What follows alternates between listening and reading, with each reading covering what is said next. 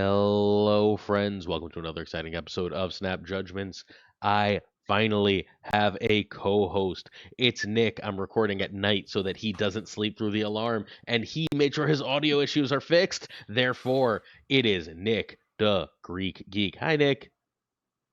Hello, Glazer. It is wonderful to be back. I have missed this. I am glad to be here. I'm glad my audio is good. I hope it doesn't change. I will cry if it does, but we are here.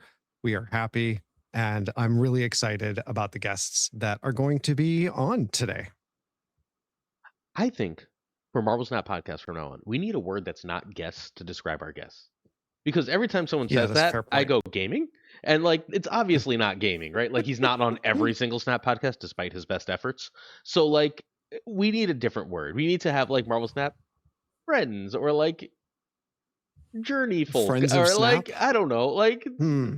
yeah, I don't know. It can't be guess because then he's just gonna pop in. Snap Like acquaintances? I've podcasted for him and he just pops up. Like he just like bursts into your podcast scene like the cool like your live stream like the Kool-Aid man. Like it's gonna give me PTSD. We can't do it. We can't do it. We need a different word. Well, Exactly. Let's see. We could do Snap acquaintance. Maybe we need to acquaintances. crowdsource it and see if we can find a couple good ideas from the wonderful audience, and they can come up with something. Well, whenever I need ideas, I don't go to my audience. I just ask Lauren at random hours of the night. Hey, Lauren, you happen to be here? Oh, right now? Yeah, right I thought now. that was an example. No. Right now, I happen to be here on short notice. This is Lauren Whatevs. You know her from everything. She basically makes sure Second Dinner's not screwing us at all times, while also somehow running Snap decks and the Snap on this podcast, and writing occasional like 40-page articles. I don't want to count how many words there are. Just all the good stuff. Say hi, Lauren, and tell us what you would like to be called instead of a guest. Oh gosh. Hi. I could be a temporary co-host. On my podcast, everybody's a co-host. Although I think we did call Scott a guest when he visited. It's Scott Gaming. Maybe visitor. Ooh, visitor. Well, That's not bad. our new visitor is Ryan Wood. Hey, Ryan. Hey, what's up? Thanks for having me on. Really appreciate it. An absolute pleasure. I feel like you're a first time, long time. Maybe we call them first time, long times. Because now we're There you go. 151 episodes in, and that also sounds vaguely dirty, so I'm a big fan of it. I do like that. Yeah. Yeah, I've been a fan of the show for a long time, so it's surreal being on, getting to talk to you guys. I'm happy to have you on. We're actually going to plug you first, and then we'll come back around to Lauren. So, Ryan, how can people find you? You can go to my YouTube channel. I make very, very off meta decks, deck guide once a week, just in my spare time. It's something I've been enjoying. And if you are interested in that style of deck, I have at least one for you a week. I also do a small podcast with my brother-in-law there called Snap Crackle Pod, where we just talk the differences between, I'm very high collection level. He's very low and just started the game within the last year. So yeah. Awesome. Hey, what's the YouTube name? Ryan Wood Snap. Make sure you're very original. Look, it's findable, it's searchable, it's Googleable, it's It is. YouTubeable. So it works. Unlike me, who didn't figure out how to brand until I was 6 months into this, and now have 18 different names. So you're already ahead of the curve. It's worth noting, and I want to say this right at the front: YouTubes for Marvel Snap don't grow anymore. They're just like it's the ones that are established, except Ryan. Every time I look, Ryan's got more subs and more viewers. So like he's doing something right. Make sure you're there to follow Ryan along on the journey for I mean, I guess it's actually you and Smiles, right? Like it's you and Snap Academy that are like the only growing Marvel Snap YouTubes, which is really awesome. So make sure you're following. You don't want to miss the growth of Snap insofar as we have growth from great creators. Thank you. Agreed. And Lauren, how and where do we find you? I'm gonna go get a snack because this will be 25 minutes. Oh, come on. It's Twitter and BlueSky, Lauren Whatevs. I have also taken over the SnapDex accounts because Levi wanted somebody he could trust to run them while he took a break. I sometimes write for SnapZone.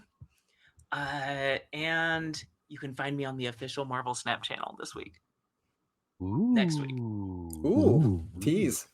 Damn, that is a surprise to me that I did not see coming. It's going to be really great. I'm so excited for that. I'm so excited for that. You know what the hardest part of that is? Did you get the like super short time limit too? I'm doing the one like zombies did, so I Oh, have like okay. 5 minutes to introduce Spider-Punk and Man Spider and the season pass. It was still a lot because I'm not normally doing YouTube besides podcasting, and so it was a different format, and I'm a perfectionist. That's fair. I'm not a perfectionist, but they asked me to only talk for 5 minutes, and my students here already make fun of me because we always have double periods. And like I'll be like, all right, so the second period, I'm gonna give you time to do this and that, and they're like, So like when there's 10 minutes left in the second period, you're gonna let us start working. I'm like, shut up. Like, oh, you're just gonna keep talking. I'm like, shut up. It's not like if you don't let me start talking, I'm not gonna finish. And then I talk for way too long, which is the story of my life. And then Nick edits it, so hooray. Does anyone want to guess how many minutes that the Glazer provided me for his 5-minute segment? An hour. But I should 90? Surprisingly, 40-ish minutes. Hey, that's pretty good. I know. But to edit that down to 5 minutes, when Glazer does not a person to speak when there is not something to say, which is a problem to try and edit around that. Although your students may disagree with you, but yes. So his 40 minutes were like 40 minutes of different things to say. Uh-huh. Okay, a million different things to say. I edited down 50 minutes, but I did like 5 takes of everything. There you go. Glazer does not do multiple. Glazer refuses it somehow. I don't understand it. Like, I wish I could step inside his brain for even just a day to figure out what is going on in there. I know. It works for him. When I started doing raid, they were like, "Can you do a second take of this? We think the X, Y, and Z needs." And I was like, "Is this going to sink the partnership right now? Are we immediately done?" Like, jeez, I don't know. That's a really big ask, but I did it, and then they liked the second take. I liked the first take better, but what are you gonna do? They were like, "You were too honest in that first take," and I was like, "Yeah, I mean, that's gonna be how this goes." All right. After that, they've never said anything again. They seem to be fine. But yeah. All right. We have subjects, and again, trying not to get Lauren killed. Oh, hey, shit, Nick, you actually streamed once, right?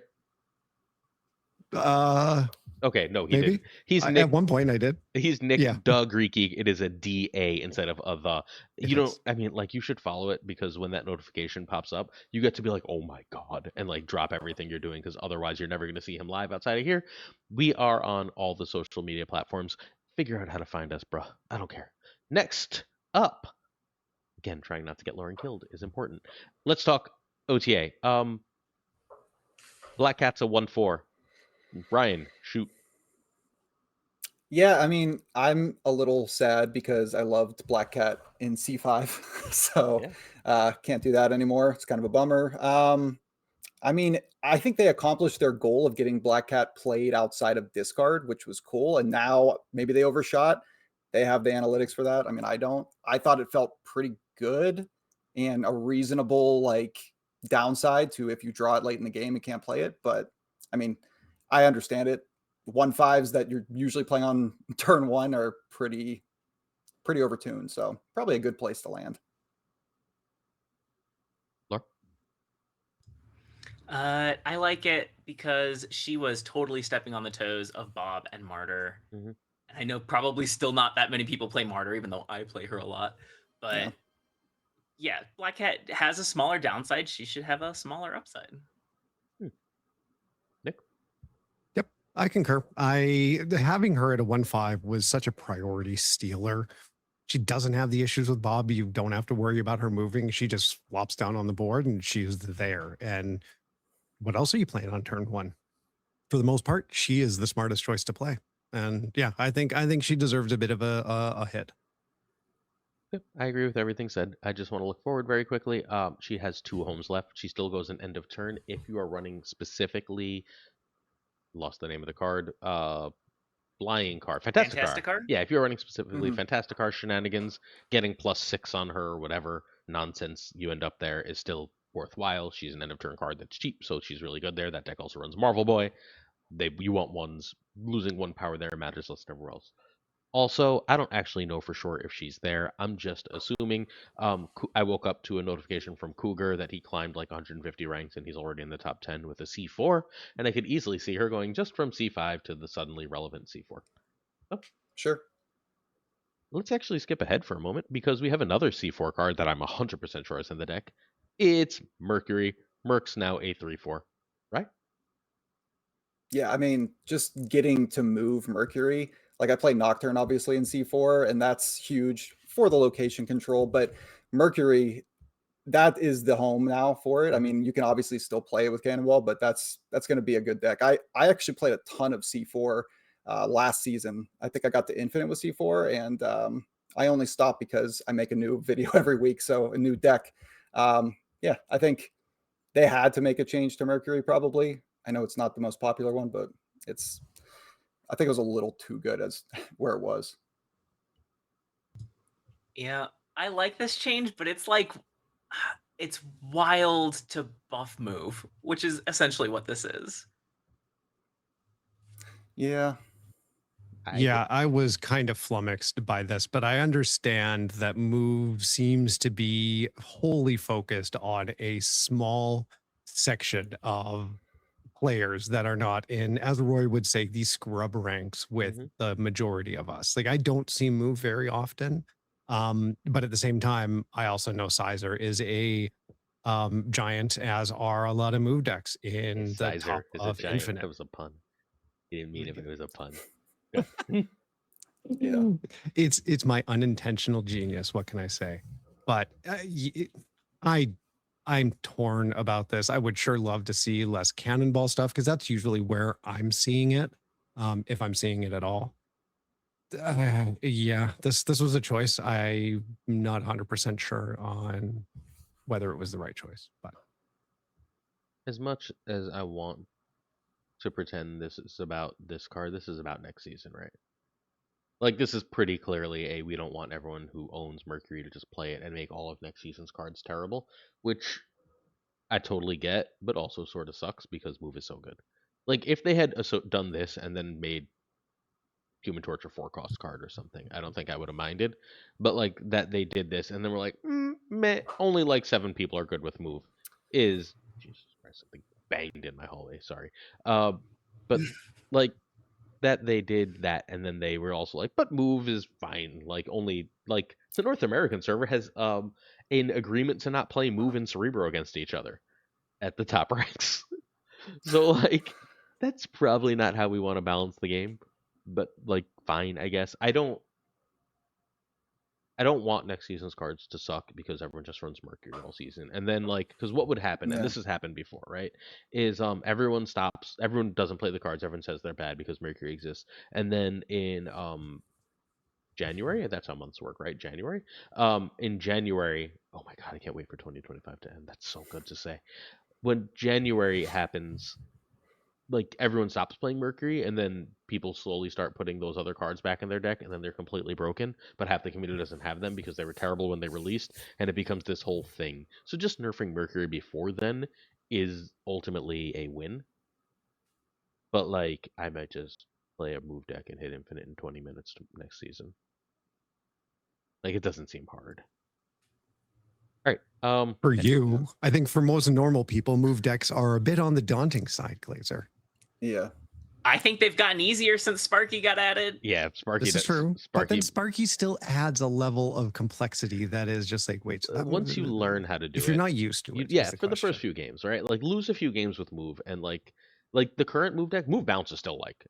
Last week Butt was on, and Butt was like, "Move bounce isn't hard to play," and I was like, "Fuck you."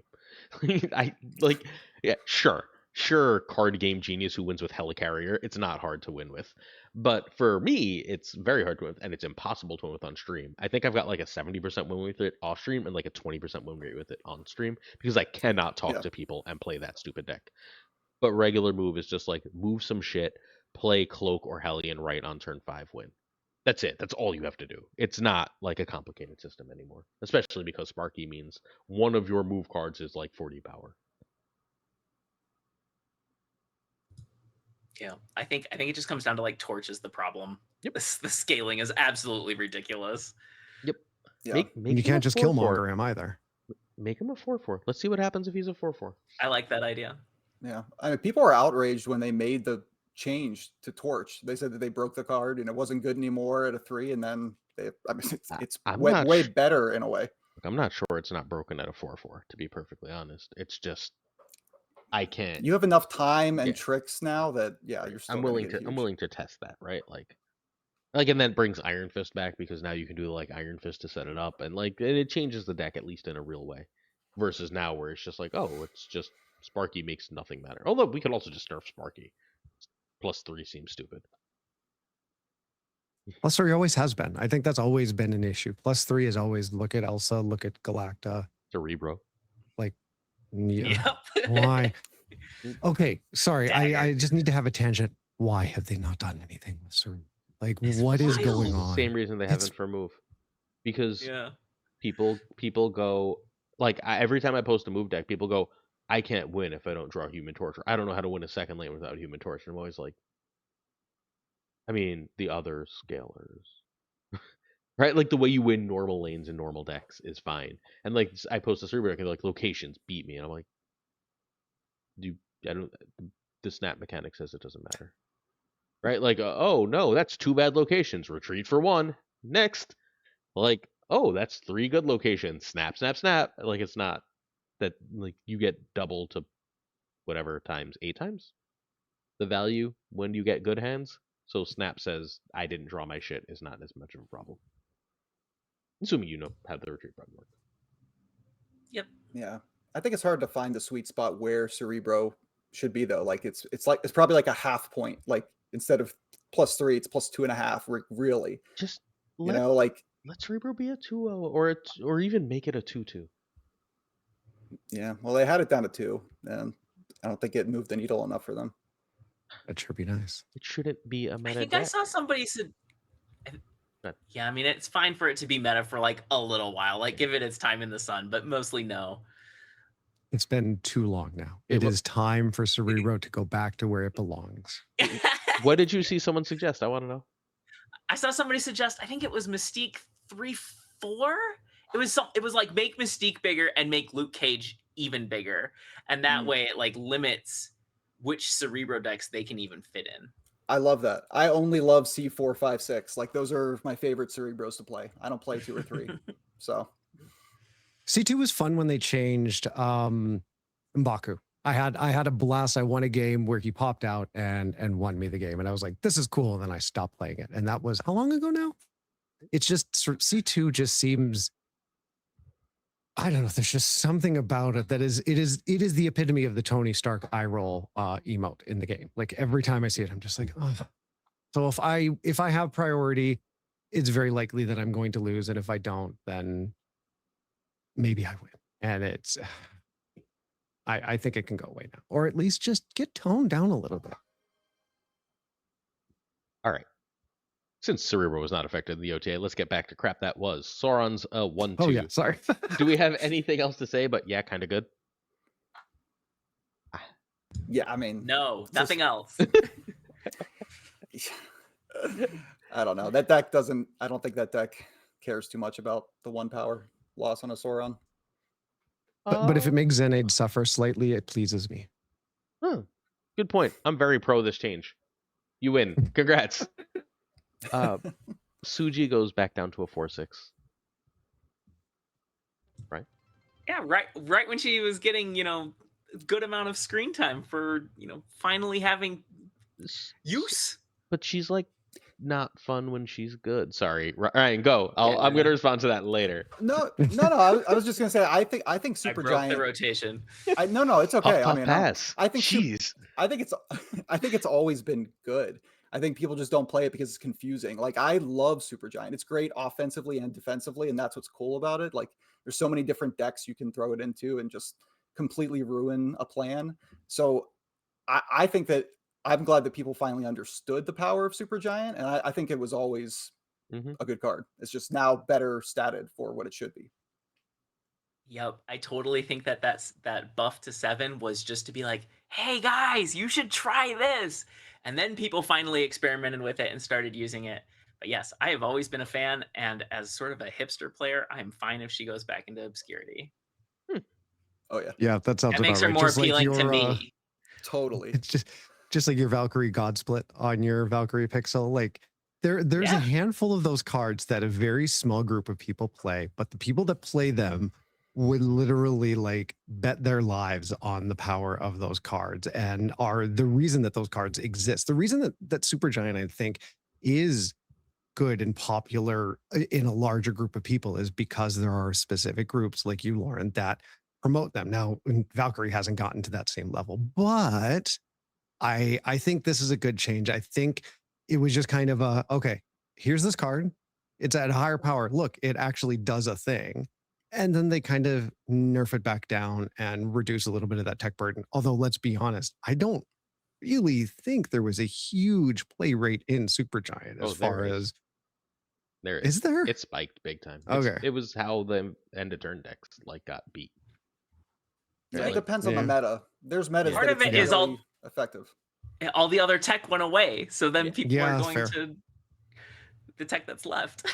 So like I think this change is underrated. Sorry to disagree hipster person, but I honestly do. It's just Supergiant's a prio deck. And anything that affects prio, like right, like those decks all around Black Hat, and Black Hat is now just not even in those decks, I don't think.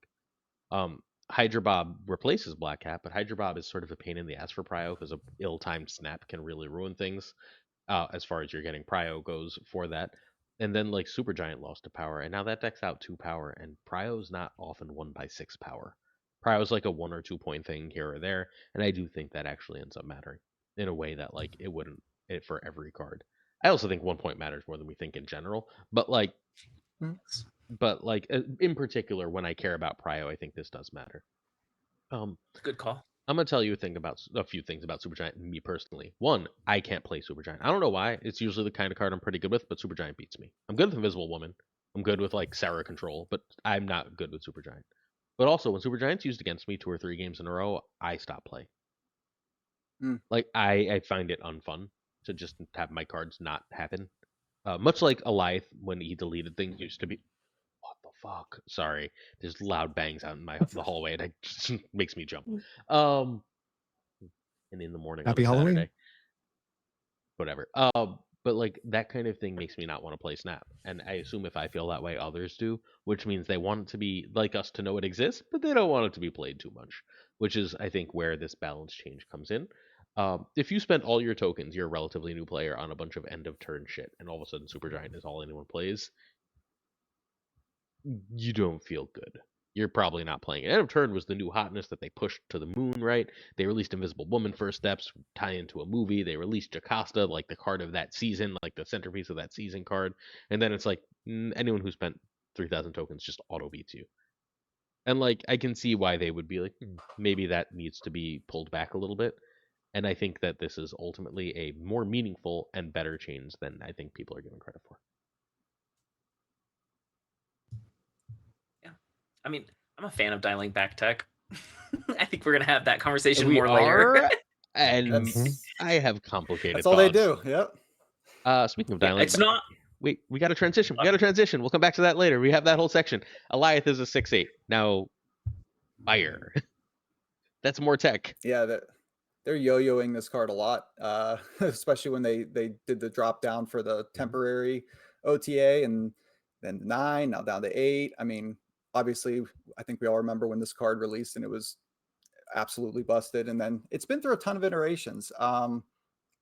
Talk about unfun cards. This is still a very unfun card as well. I don't really know. I don't know what the answer is for Eliath. I still play it in my Supergiant decks.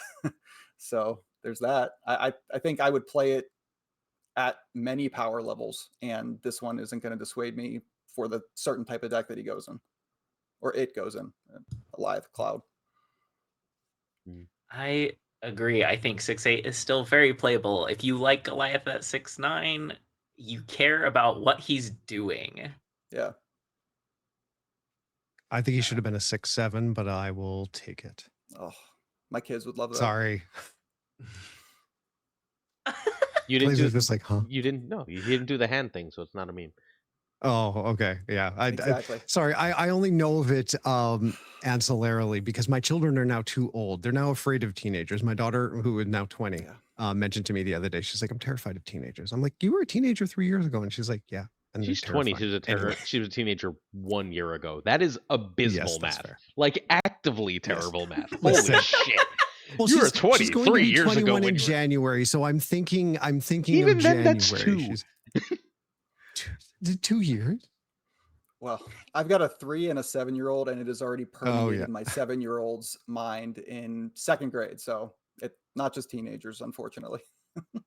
Noah doesn't like it, but he's still into the Italian brain rot, so he might just be behind. Sure. All right, that was a great Eliath talk. Fuck this card. Next, we good? Yeah. Yeah. All right. Sounds Sure. good. X23 is a 1/1, right?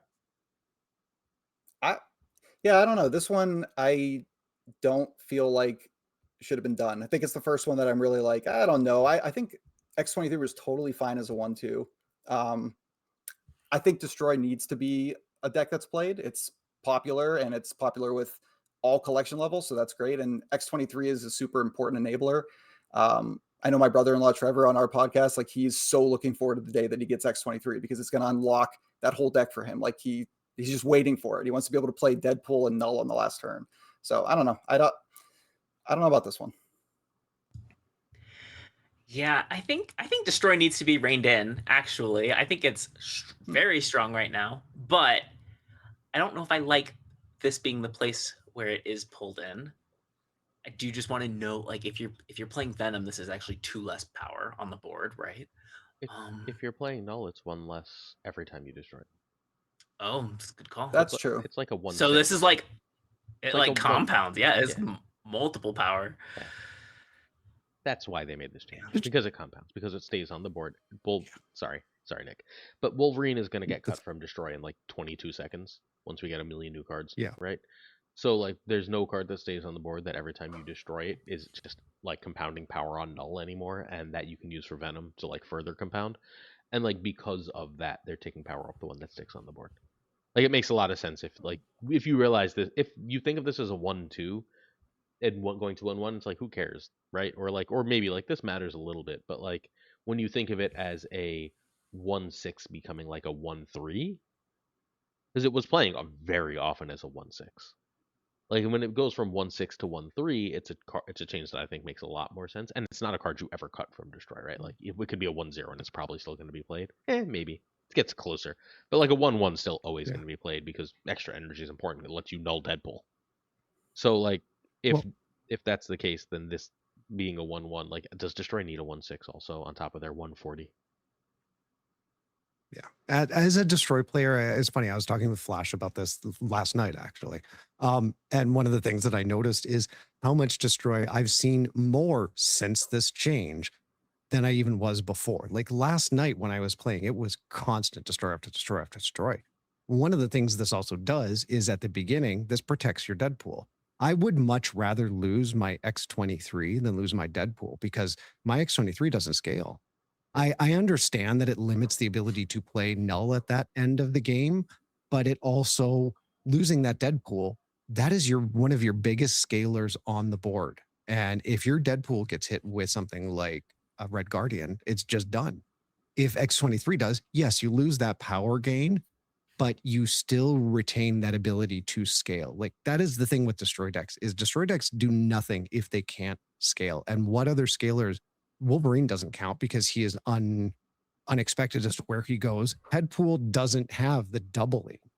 Like as far as that goes, this to me, I just see this as I now have a 50-50 chance of losing my Deadpool versus 100% chance of being hit.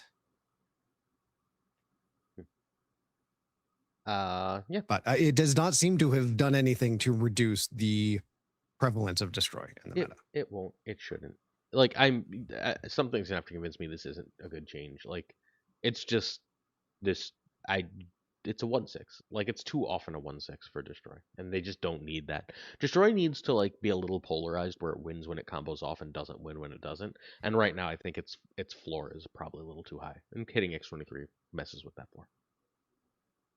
I think they've also added a couple new one drops like Moira and Head Pull that can be played and destroyed. So this is probably also helping people experiment more with those cards if they're just going with their stock destroy list. It's like, hey, why don't you just try another one drop too? You know? Yeah, I see that. Leader's a 6/5. Still not good enough. I mean, I would love to see a rework of this card. Ever since they made this one, it just, I don't know. It's not fun to play. I don't feel like it was obviously very unfun to play in its old iteration, but I don't know. I don't think for me this does anything. Laura? I don't even know what to say about this card. Like, it doesn't change when you play him. Obviously, 1 point matters sometimes, but Yeah, he's hardly ever used, and he's still going to be hardly ever used.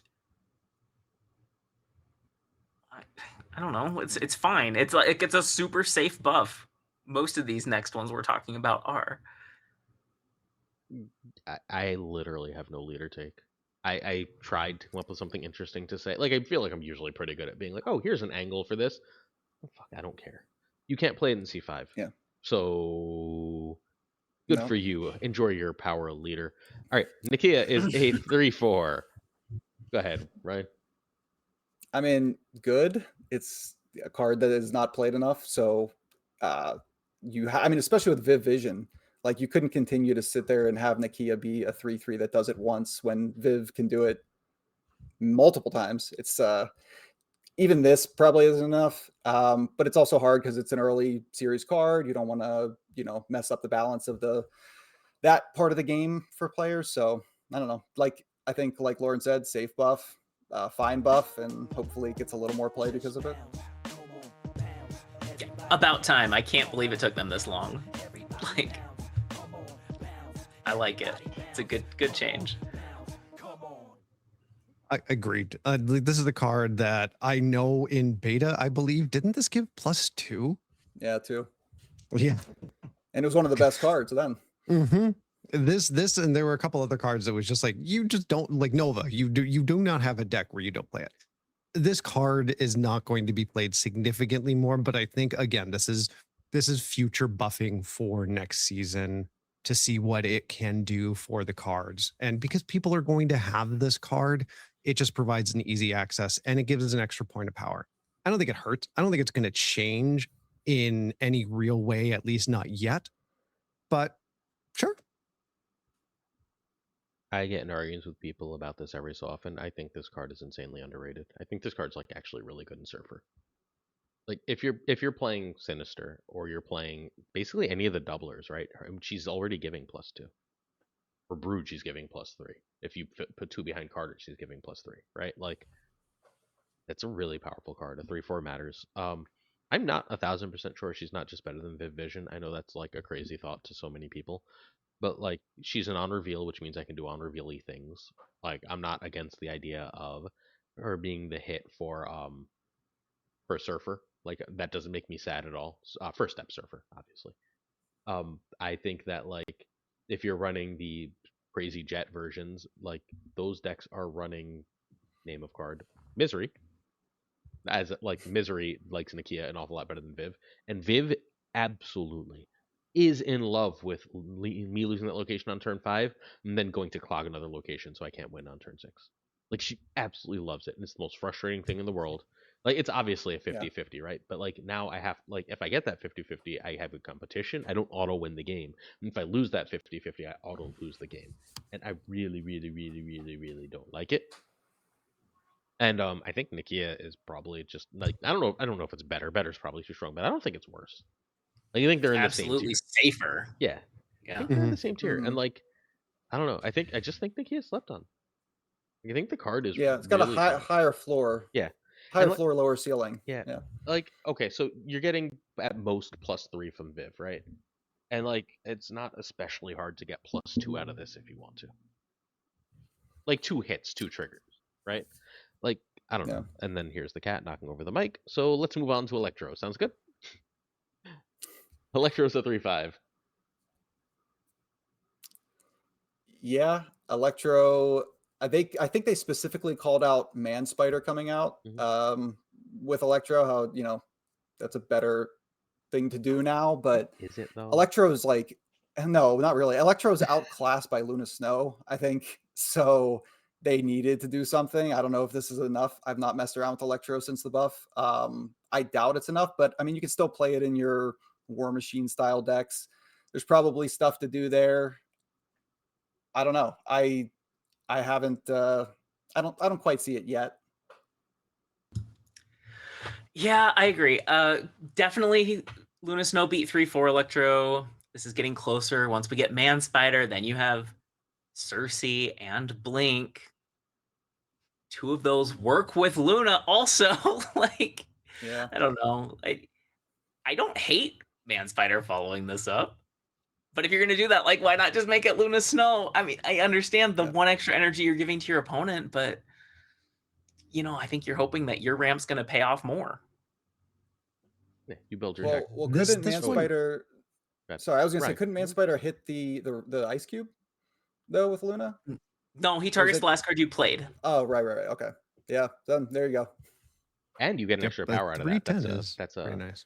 Well, no, it's 12 because Man Extra Spider 2 has power. Yeah. Or, no, yeah, 312. But like, right? but Luna's a 3/6, so that's or 5/13. Luna's a 6, 3/6, so yeah, that's even better. Okay, yeah, Luna, 312 plus a 5/1. That's 3. Yes. Wait, no, I would assume the number adds and then doubles. No. It does add and then double. Yeah. Yeah. Okay. All right. Go ahead. Sorry. Yeah. So wait, it goes to 14. Okay. 14. It's 14. Yeah, that's what I was. Yeah. It's late. I desperately hope that this does not bring back the Legion War Machine nonsense. I haven't seen it yet. It's one of the top win rate decks at High Infinite. It's been around. Yay. Sorry. That's all I have to say. I mean, if that's the case, then I hate this. Oh, I think that deck's always on a short leash, though. They're not going to let that deck become, you know, the deck. The next thing you're going to do is knock out Legion or something completely ancillary to this. Like, leave Legion alone. Let Legion live. This card's not making that broken if it gets broken. It's fine that this is a 3/5. This doesn't change when or how it's played. It's just a card that's got a heavy enough downside that it should be a 3/5. I think that's you know how people are. The second the card is buffed, people are like, "Oh, well, let's find a deck with that." And like you said, if that's the highest win rate, the deck exists with it already. Like, it's not a different deck. It's just the same deck. A few more people will play it, but not that many more. Because like, people feel bad when clearly in Marvel Snap, people feel bad when their deck doesn't do the thing, even if they're winning a lot of games in cubes. Like the games the deck is a total dud really put people off decks in this game. Cat in my face. Thank you. I think, like, we were talking about comparing Electro with Luna Snow, and I think it's like you can still run both, and him having more power makes it easier to do that. Well, like, but just run Superior Spider-Man. Right? Like, at what point are we just running Superior Spider-Man, calling it a day? Oh, are you high on Superior Spider-Man? You're not? I think he needs a lot of support to compare with Electro and Luna. I don't. I think you just run a few 1-drops. I think okay, so he's probably not, like, Electro and Luna are, like, play big cards. I think Superior Spider-Man is play, like, almost a Pixie style deck, play, like, 1s and 5s. Because, like, you want cards like America Chavez, cards like Silver Sable, that kind of thing. Like, if you do that, like, you just do that and then you have the ramp, but you need to play a lot of cheap stuff. So, like, I would not be shocked if this is that's a 3-drop for a Pixie deck. You run Nico because Nico has multiple ways to get you the +2, right? Yeah, and then of course you have Hope in a different style of deck. So we're just getting 3-cost rampers for every flavor. Yes, as long as you don't get 2-cost rampers, or they delete negative. Yeah. The cat's now laying on my headphone wire and I can't move. Atticus, can you please, like, literally do anything about this? All right, Ryan, talk about Spider while I remove my headphones and make the cat behave. Yeah, so Penny Parker is a card that I actually played a lot in a Nimrod deck. I think it's actually really good already with Agony into Penny. Gives you that ramp, and then also you get the merge that you can add to the Nimrod. You can use a later ramp to play Galactus. So I think in that deck, it's actually really underrated. And a buff here is just a good thing. I think that they're clearly working on a merge style archetype that's coming down the road. There's a lot of cards data mined with different merge words to them. So I think this is a future change, and also try it out in Nimrod decks. It might surprise you. You're making me wonder if it's like, is it a buff just to make us realize how good she is? But I think so. Maybe. I think she's such a slow card. Yet, like, she's a 3-turn thing, right? To play her, get the pick. Well, no, you play with Agony. You just play Agony on turn 1. You play Penny on turn 2, and you get the ramp right away. Are you not playing Spider? I mean, you can, Well, but you you don't can. have It's to. honestly just there. Yeah, Okay. it's something in my opinion, it's a versatile card. It gives you extra, you have that later in the game. Who knows what's going to happen later in the game? I dig it. I'm happy to see this. I have played very little Penny because she feels clunky when I play her. Yeah, she was good in like a Wiccan deck for a week or two. Then they released Iron Patriot. Yeah. Oops. I don't know. I think it's interesting seeing the combination with something like Nimrod. I'm interested in messing around with that, because I think Nimrod decks are either good or meh. But this could be an interesting buff to that. But outside of that, yeah, I mean, this is one of the cards that I see played, I think, the least. I rarely ever see this one. And when I do, it's very confusing, or it's an Arishem deck, one of the two. Or it's me. Yeah, I like Penny. there you go. Or it's you, Ryan. But I think I think occasionally it's good to have cards that are very exclusive. But I also think that it makes it hard when they're trying to make money and sell a card when it is so specific. All right, well, hot take time. I think Penny's good, or at least close to good. Like, I do. I don't think she was ever bad. I think she was like not great, and people were like, "Not great, that's trash," which people often do in Snap, right? Like, this isn't the best card ever. This is utter garbage. No one should ever play this. Like, so Safety has been playing this a little bit. I know Smiles has been playing this. Ryan plays this. I always like sort of sneak this into decks when I'm not streaming, because if I'm streaming, then that's all anyone will talk about. But I just think like it does more interesting things than people think. Just to have, like, if I can say I can, even for 3, especially if I'm running Quinjet, and I think merge decks will eventually end up running Quinjet. If I can say plus 5 power and I can move this, that's a lot. Like, that's a lot. And then, like, if I'm also running other things for extra energy, that helps. I just don't think we're far from the merge deck. I think that, like, Jet has sort of proved we're not far from the merge deck with all the dumb shit he does. Because ultimately, sorry, this cat is driving me completely insane. Ultimately, what we're seeing, what happens, what this is doing, is saying, what if we had more merge payoffs? What if Phoenix Force wasn't our only real merge payoff? Because what Jet runs Phoenix Force as is Wong. It's an extra on reveal trigger, right? So what if we had more different things that paid off? What if we had an energy that pays off when we merge things? What if we had X, Y, and Z that pays off when we merge things? What if we doubled power when we merge things?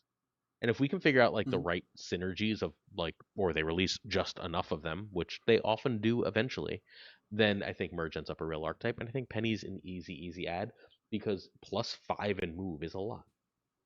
Especially because this deck already wants multiple men. And moving 8 power is also really good.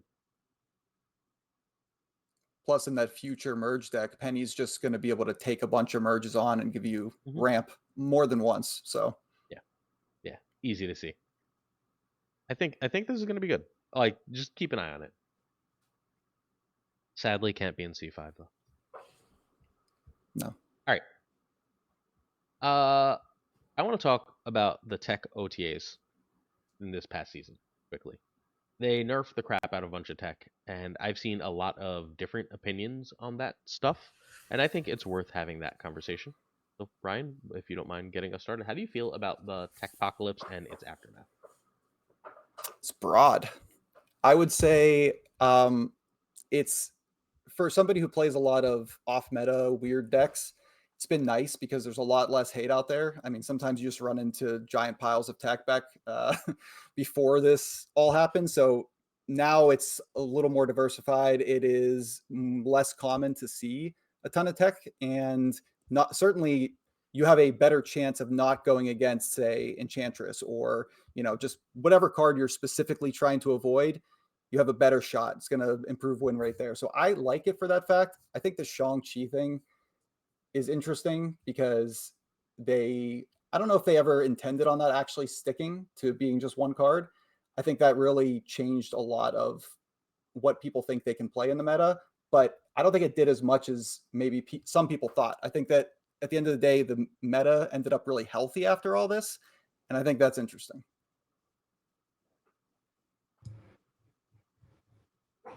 Oh, she's got Are thoughts. you leaving it for me to step Yeah. in? Yeah. The dramatic pause. I'm also like an off-meta player, often chasing big combos for clips, so very happy to see reduced tech. But also, like, who loves playing against Negative and Hella all the time? Like, we do need some management of the combo decks that just go tall. Basically, I just don't want tech to be free. I don't want Tech Soup to be a very strong deck, and I don't want decks that are already strong to run generic tech for free. And I think that the game's moving in that direction. And like Ryan said, like, turned out Shang wasn't quite the linchpin we all thought he was. I do think he's probably better than his play rate is indicating right now. I don't know. Maybe people are still playing him. I don't see him, but I also don't play that many big cards. So that's part of the reason I don't see Shang. He's gone. Yeah. Okay. That's what I thought. Yeah, I like the direction, and I like when they're talking in the OTA about what their intentions are for the game, where they want it to be more about sandcastle building than kicking. Big fan of that. Yeah, I think they're still working to try and find that balance between letting you build all the sandcastles you want and having there be some level of policing available. Shang's still taking out a card can make a difference, especially against, say, a destroy deck where null is down on a single lane. And if you can wrangle priority and take that null out before they can do whatever else with it, that can be beneficial. But he just doesn't exist. I think the last time that I saw him was against like 1000 CL player that had made it their way to infinite. And it didn't help them win the game. Like it didn't do what they wanted it to do. I think some of the other tech is still really important, and I think it's still there, but I think it's gotten to the point to where it's maybe a little less fun to play, a little less engaging to throw out on the board. So it's left open a wider range, but it doesn't feel like the meta has completely hamstrung itself around there not being any tech.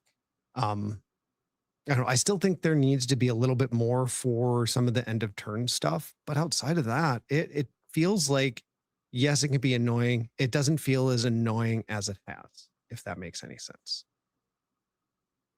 Okay. We had clearly hit a tipping point with tech, and tech needed to be kicked the hell down. I don't think there's any real argument for that. They were just like, the best deck was whatever the best thing that could fit tech was for like 4 months in a row. I mean, and move. So like it was time for that to be kicked down fairly heavily, and I'm glad they did that. However, I think this works. Like people are crediting Second Dinner for this working, when what is actually the credit for this working is that the top of the infinite leaderboard, which influences so much else, is not an especially sweaty place. Like they play a lot, right? But they're not only playing the best deck in the way they would like for a Magic leaderboard. Where like if there's one clear best deck for the Magic leaderboard, do you really think all the Magic players wouldn't be playing move and countering move right now? That would be all anyone played. That's not the case in Snap because of the way the game works, thank goodness. But like because that's not the case in Snap, like Second Dinner's getting a lot of credit for their game not being super sweaty, but that's really like largely the players. Because there's very little reason if you just want to win a lot. If you just want to win consistently and win a lot, you should just like play move or cerebro and just call it a day. And there's not enough tech to do anything to you. And people aren't running enough tech to do anything to you. Like move cut Goliath because it's just like there's not tech. But I don't need a Goliath. I'll just steal a lane with Juggernaut and that's how I'll win the second lane. Problem solved. Like it's just it doesn't need to do it anymore. It doesn't need to worry about it anymore in a way that's real.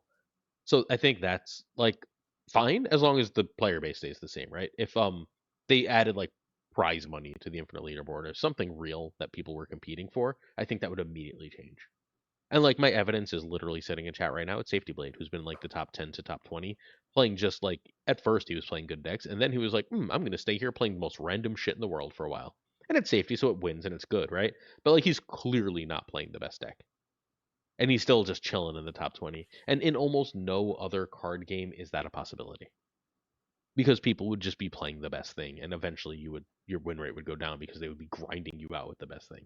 And that does not happen in Snap. That is not a real thing in Snap.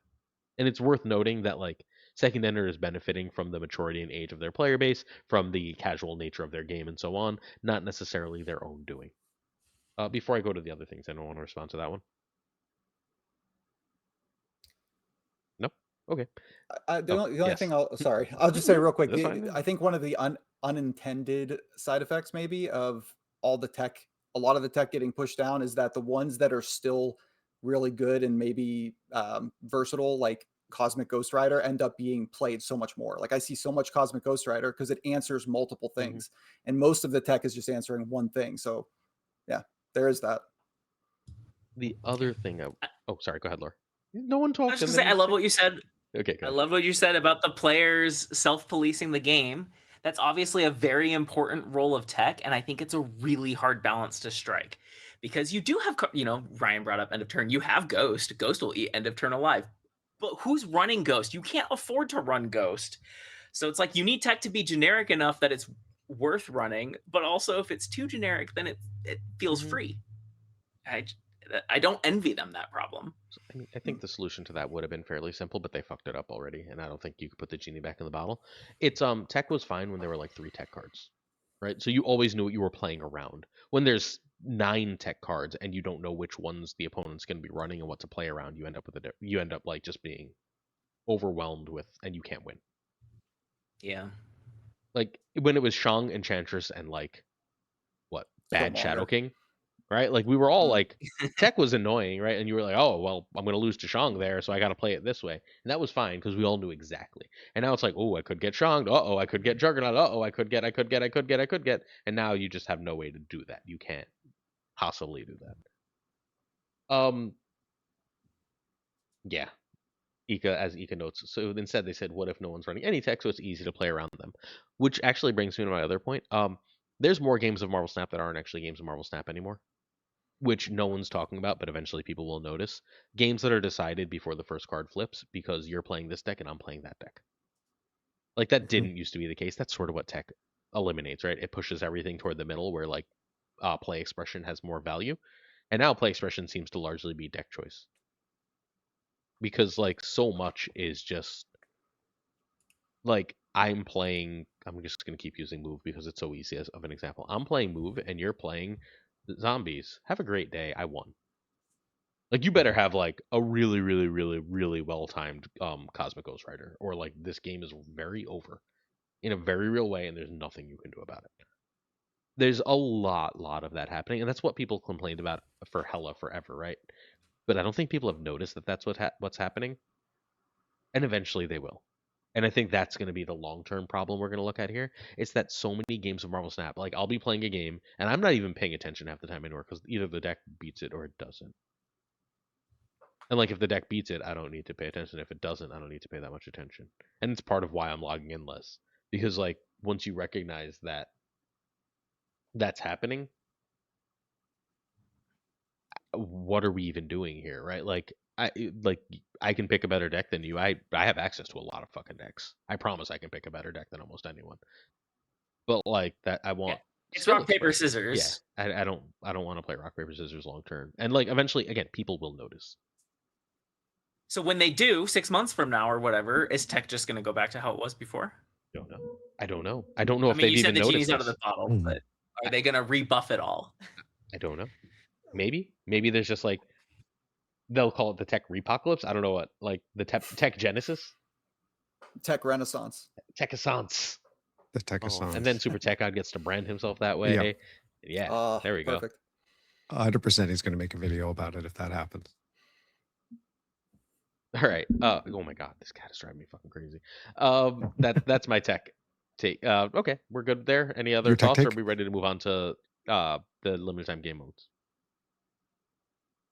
LTM, baby. All right. Deadpool Designer 2. I'm gonna just give my take and then we can respond quickly because I don't know. I don't actually have anything for 3 or 4.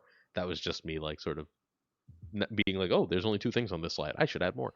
Deadpool Designer 2 was really, really fun, but I'm worried what happens if they release it too much. Sanctum Showdown, I think I'm over. And Grand Arena is the best thing they've ever added to the game. Take it away, Ryan. So Deadpool's Diner, I think that mode before the rework was so grindy at the end. It was very frustrating. Some people really like that high stakes. It's fine for a little while, but it got old. And this one, you cannot convince me that they didn't accidentally way overtune how much you could earn from it. And look at the new premium pass they added, which is just kind of Kid Omega with extra steps, which is fine. I think it's fine to do it this way. Make it be an option. Don't lock the card behind that. Totally great. But the stores are way less generous, and I think that's where they want to be. So anyway, I don't think Deadpool's Diner 2 is ever going to come back with that same level of generosity. And I think that's fine. Showdown, I enjoy. I like the different style of play there. And Grand Arena, I totally agree, is just an incredible mode. And I love playing it. It's so funny to me how everybody stacks the game modes differently, and it's not necessarily by the player type. Because like Scott Denham and I know have very different opinions about tech, but for both of us, Sanctum Showdown is the favorite, or at least I know he loves Sanctum Showdown. Wait, do you like Sanctum better? I know he loves Sanctum Showdown, and I love Sanctum Showdown also, even though the core game we have different opinions. Like I want an unranked mode in the game. Speaking of unranked mode, I think Diner is great. I think that the asymmetrical snaps are a really cool solution for keeping snapping and retreating to be important, but basically they don't matter. You know, like it's really strange, but I think they pulled it off.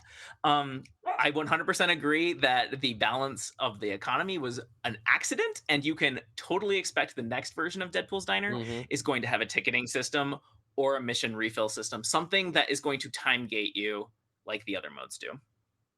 Unfortunately, as great as it is when you can play unlimitedly, I don't know, it makes it too easy for players who are heavy players versus casual players. Sorry if my dog is coming through. Oh, whatever. Okay. Yeah, do the thing. Dogs are dogs. No one's mad at puppies. Anyone who's mad at puppies, like, get a grip. It's a puppy. The only reason we're mad is we can't see your little wonderful little potato. I wish he'd be up here. I'd pick him up and show you. Sanctum, I love how tactical it is. I love how different it feels. I think it is by far, or it is the mode that feels the most different from the others, and so I really like how fresh it feels every time it shows up. I get for some people it feels repetitive fast, but I haven't had that experience. I think it's interesting every time. Arena, I have really mixed feelings about Arena. I have absolutely stomped this arena, and some of that is because I think my MMR is artificially deflated from all the clip hunting I do. But I run into a lot of players running precons, and I have my big combo deck, and when I run into a precon, I know exactly what tech I need to play around. And so that's like both fun, but also it's very turn my brain off in a way Snap normally isn't. So it's okay. I think it's fun. I love what it is for like casual players. Like I love that there are people playing precons and that you get to play cards that you don't own. But it's actually gameplay wise not one of my favorites. But it's okay, like Marvel. Lauren, stop giving people suggestions on how to like. Don't give Second Dinner any ideas about how to change it. I want the first Deadpool. Like I want that Lauren, diner system. I'm fine. Give Second Dinner ideas. They would never listen to you. Touche.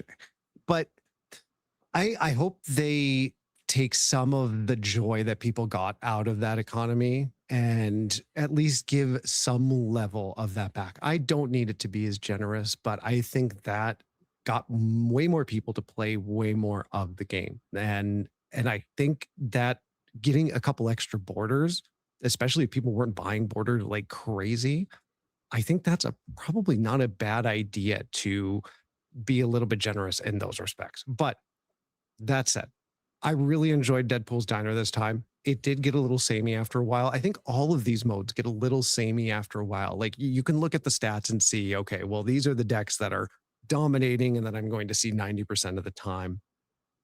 But I think just as far as an unranked mode, it felt like Deadpool's Diner was the unranked mode. And I think leaving a mode similar to that going all the time kind of at least bridges that gap. And I don't think it's the worst idea. Sanctum Showdown, I'm torn about because I find that one almost funnels more into a smaller select group of decks versus Grand Arena. I'm like, when I play Magic, I play Commander. And there is some level of joy that I get in playing it this way, except kind of like what you were saying, Lauren, when you're playing, you can sort of see, okay, well, this is, if you're playing a specific deck and you see another deck out there, you're just like, oh, okay, so I'm never going to win because of the specific pieces that they have or that specific draw. It feels like it's very decided early on whether or not you're going to win or lose. But there's a lot of fun stuff. Like I don't play ongoing. For whatever reason, I was never an ongoing player. That is my main deck, and I'm changing it up and modifying it because it's fun to do and it doesn't feel as punishing as when you're on the ladder. You don't have to worry about stuff like Enchantress, although you do have to worry about stuff like Echo now. Damn it.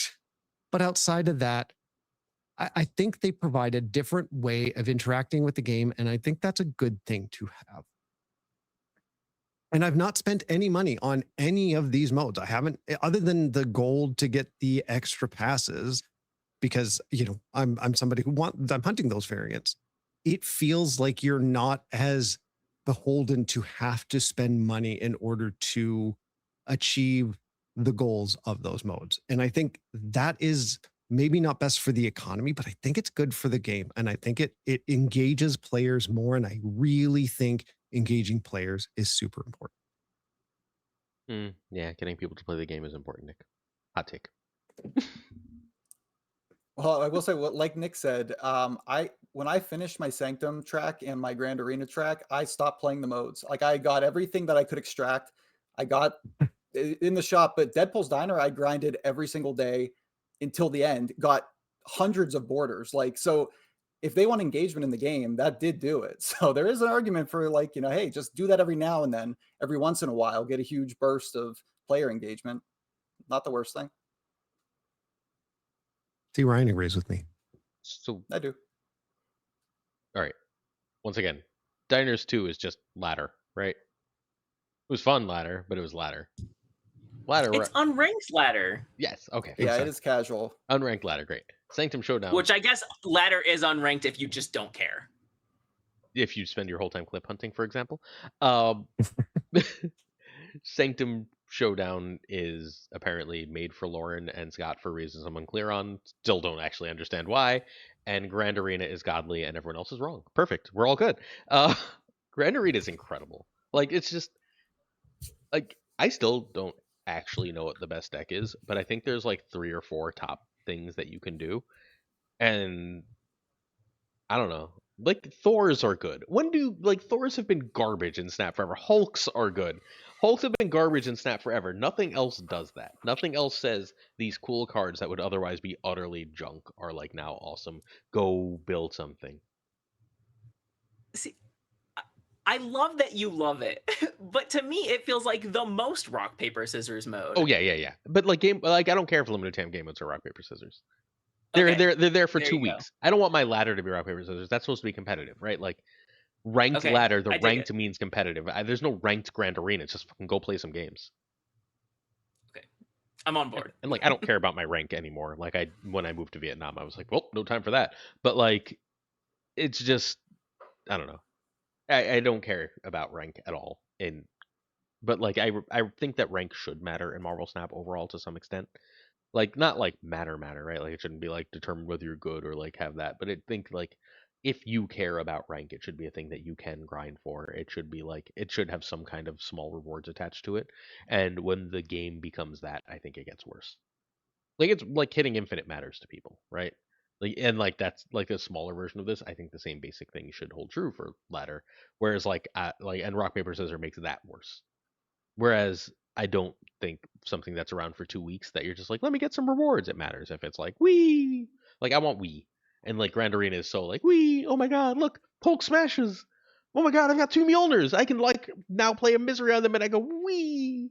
Yeah, it goes wee, and without a lot of extra work because I don't have the brain to clip hunt. Yeah, Like with Grand You know, Arena, I it's great that they're building a roster too of Yeah. all the champions and adding more and being able to cycle through. That gives it a lot more longevity in the future for adding. I mean, they have so many potential champions they can make. Yeah, and I like the idea of taking cards that otherwise sit and languish and making something fun out of them, like the Thor's deck. Like, there's a lot of power in that deck if it's played properly, and you can't see that on ladder. Although I will still never forget my first Snap Judgments League game was against Ow. Chase Pitzer, and he Sorry, I got bit. destroyed me with the Thor's Hammer Bros deck, and I'm just like, Get damn away. it. You just bit me. You can't hang But out. it's nice to see decks like that find their No place hand. and their strength. And I don't think that's a bad thing. I mean, you can't have all the old cards be super powerful, but when you're basically saying, here, these are cards that you can play, we can make them a little bit extra powerful now. All right. I don't care about this next question right now because we're running long, and again, I'm gonna get Lauren murdered. So, in the interest of keeping our friend nice and healthy, let us move on to. I left Zombie Scarlet Witch here as a 3-2 on purpose because we just talked about an OTA where we spent a bajillion years poo-pooing a bunch of 1 power changes, and Scarlet Witch got a 2 power change and is now one of the best cards in the game. And I just want like to note very quickly that 1 to 2 power is a fucking ton in this game for the 1000th time because that is like 80% of the comments every time there's an OTA and I release an OTA video. Everyone's just like, well, 1 power doesn't matter, 2 power doesn't matter, who cares? And I was like, everyone, you cared, you just don't know you care, it matters. It's a game of math. All right, sorry, go ahead. But Zombie Scarlet Witch ended up creating an archetype. Rather than talk about her alone, however, let's talk about Zombie Scarlet Witch with. All right, I can't change slides right now because there's a cat directly on top of my computer. But with Zombie Giant Man, Zombie Mr. Fantastic, the Hunger, the Zombie package. You know what cards this is. The Hunger and Zombie Sentry. So let's talk about the Zombie package. Right? Yeah, I mean, it kind of bores me just because it feels limited. You know, that's the set of zombie cards. It's going to be the set of zombie cards until maybe next Halloween. I don't know. You can obviously play them around other things. You can play them in Thanos. You can play them here or there. But to me, I play them. I've been messing around. I just built a zombie sentry Wiccan deck because you can automatically know you're going to get a 1 and 2 over in the right lane. Then you can play sentry or play it later, and that's fine. But it's just stats. It's not doing too much interesting to me. You're just adding extra stats. It can be powerful, obviously way more powerful with the buffed Zombie Scarlet Witch, but it bores me, truly. Yeah, I agree. It's pretty mechanically boring and also thematically boring. I really hope it's not just more horde cards every Halloween. Like, I loved 2 years ago when it was Elsa, Werewolf, Nico. That was a cool Halloween season. Mm. Yeah, and a very healthy season meta for the game. Adding Elsa and Werewolf by Night was really great. Yeah, coming off of Loki and Elias and yeah, Mobius. Yeah. Yeah. Jet ski Mobius controversy. Oh, it's an interesting attempt at like introducing a whole new keyword and a new archetype that had very few existing cards to lump in. I mean, not none, right? There's Kitty Pryde and Angela and all kinds of things you're seeing people. Joaquin Phoenix, Grandmaster, Joaquin Torres, Absorbing Man. Yeah, right. Tons of stuff. And so when people are like, the Horde archetype's not going to get support for a year, it's like, there will be cards that aren't specifically Horde cards that will still work with it. Every skill It'll still ever. get support. Yeah, exactly. I don't know. It's hard to be passionate about it when I don't find it particularly offensive as far as like, I don't find it too strong. It's pretty honest as far as just like stats go. But it's not very fun to play with. Maybe I'm playing it wrong. No, you're like bumping up on my take. Like both of you are like punching my take right in the face without getting all the way there. All right. I'm just setting you up. You are. Yeah. And I'm gonna be the outlier here because I love it. this has been like post Infinite. I regretted not playing this deck sooner, although to be fair, it hadn't really gotten buffed since then. Like the werewolf version of this deck has legitimately been some of the most fun that I've had in Snap. Mostly because I get to play werewolf again because it's fun to play werewolf. I don't know. I like, if maybe it's just the variants too, because I think for the variants, Rian knocked it out of the park. I know there's issues with her as a whole, but I think every single one of the chibi variants for these cards is like just perfect. But I've had a lot of fun playing with this. Being able to throw down a giant zombie giant man at the end, bursting out with, 40, 50 power that no one is expecting is, I don't know. I really enjoyed myself with it. Being able to play Joaquin Torres. I've liked Zombie Mr. Fantastic and the surprise power that he can have if you've got, an arrow or two on the board or your horde on the board. Like being able to throw down Hunger on top of Joaquin Torres and copying it with Nico. These parts of it have just been really fun for me. And I know there have been other people that have enjoyed it. And I know it's not the strongest version of the deck. I know the Silver Surfer First Steps version seems to have gotten a lot more push behind it. The Ika Pixie version is the best. Yeah, that's weird, but that's Ika. Of course it's weird. I don't know. I've enjoyed it, and I think there is something there. Now the question is, again, is it going to languish, or are they going to actually It's supported, dude. They're releasing do something they're more releasing with like it? 3 standalone skills. They all go in the same fucking deck. It's supported. You don't have to worry about it. Like we know from day Every one it's month it supported. seems like. Yeah, they're releasing skills. Skills love Zombie Scarlet Witch. It's fucking fine. Like like it's gonna be supported. There's like literally So actually, damn it, Ika. All right, luckily our viewers can't hear Ika take my take. This is the Darkhawk package. This is the Silky Smooth package. It is just the latest points package in Marvel Snap. Whether you like those point packages or not determines how much you like this and want to play it. If you were like, oh man, I can play these 5 cards in this Silk package and I can put that in every deck. I can play these 5 cards in the Darkhawk package and I can put it in every deck.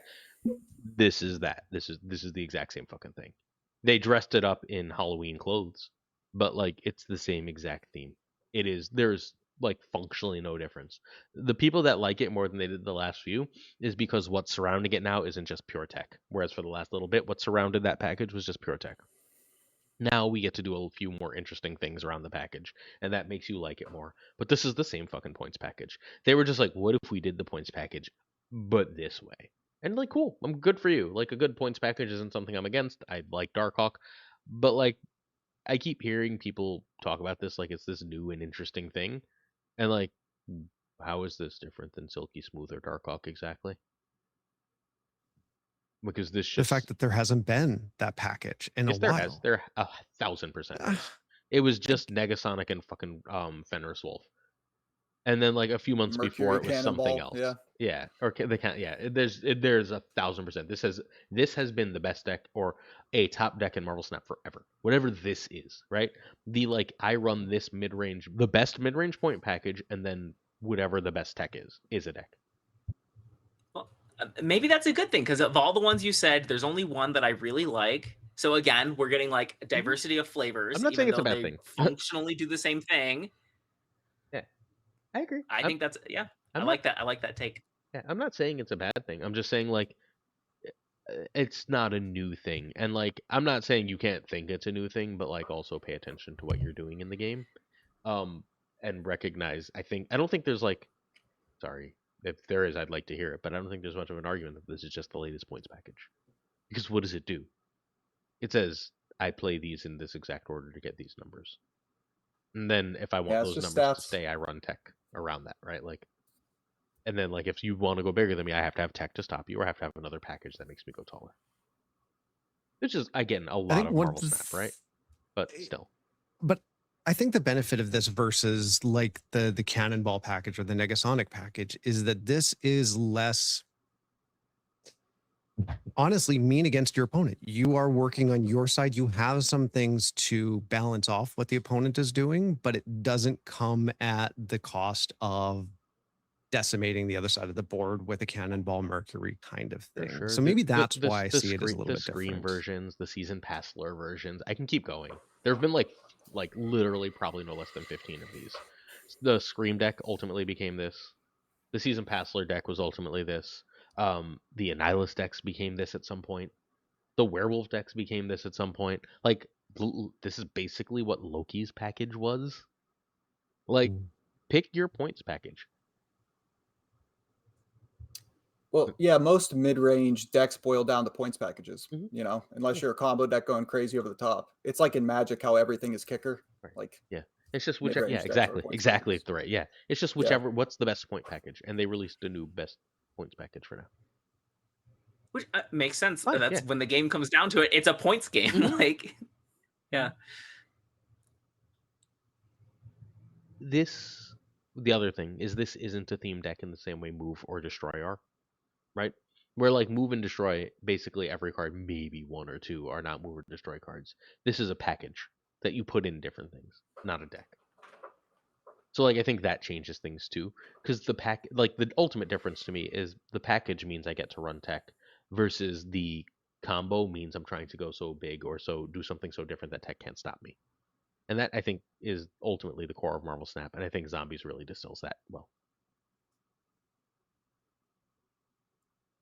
I don't. Again, I think I sound more negative than I am. I'm not negative about this. I think that just if you arrow to the heart of Marvel Snap, it is you can do something that is a combo, that is a synergy deck, and that takes up basically your whole deck, or you can do something that has a synergy package, and then you have to run things to beat the combo decks, and that is the core of Marvel Snap.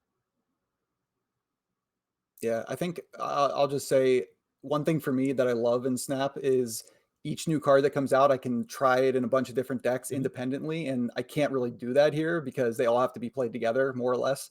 So that's, I think, why it doesn't mesh with me as well, but it's still, I understand why it's very powerful and fun for some people that like that style of deck. All right. No. Yes. Headpool. I'm gonna have a hot take and then toss it to y'all, because we talked about these cards, right? Like a month ago. We've been talking about them all month. Ready? Headpool's gonna be the first cut. That's my take. I think Moira's too good. I think X-23 is absolutely pivotal. It's gonna be Nico because Wade Wilson says Nico's not as good, or Headpool. That just gets cut immediately. Ryan? Yeah, I mean, there's a lot of destroy cards coming. I can see this being the first cut. I think if you're playing like that kind of classic destroy, I think this card's really powerful. I think I don't play a lot of destroy, but I've seen people play it against me, and I think it does its thing. Yeah, I don't know. I can see it being the first cut. Does everybody play Moira though? Is that If you like have Moira, you should play Moira and Destroy. I okay. don't think that's I think Moira is nearly as good as X-23 in that deck, if not better. Just like There's so much payoff for like an extra death. Yeah, double. It's like double just death Venom, though. That's the main one. double death. Oh, Double the extra Venom. carnage is huge. Yeah, double That's true. carnage, and sometimes it's just an extra X-23 is really, really nice, especially if you have Killmonger. A second Killmonger wins games. I've had a Yeah. lot of games. People keep telling me I can't do this, and I don't understand what the fuck they're saying. But I'd spend a lot of games just playing 2 nulls, and I'm just like, all right, here's a second null, and you could almost feel opponents be like, oh, I guess that. What do you do if I play 2 nulls? Just be sad, especially because there's so many destroy mirrors.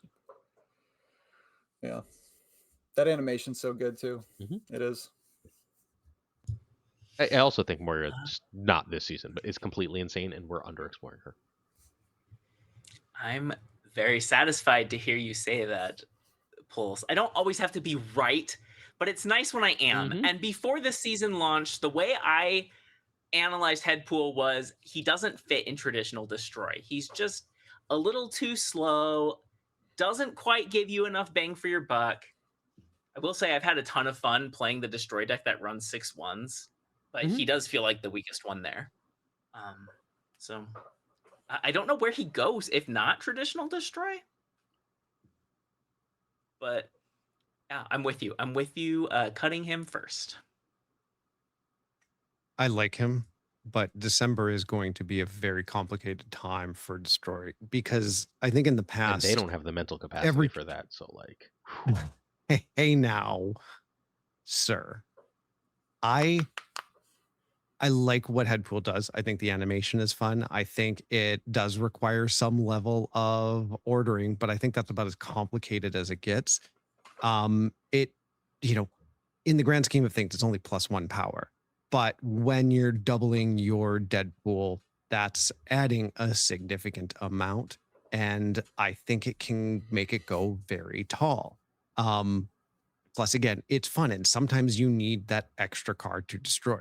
Is Moira better? Probably. But Moira is also a card that demands you to build your hand to fit that. And sometimes no, she doesn't. You have no choice. that can it's come whatever back you to bite drew. But no, it is. But you have to make sure when you play her, like your goal is to destroy. So if she is in the, the path of the train that's coming down, whether it be Killmonger or whatever, it can stuff your hand. It can cause difficulty with that.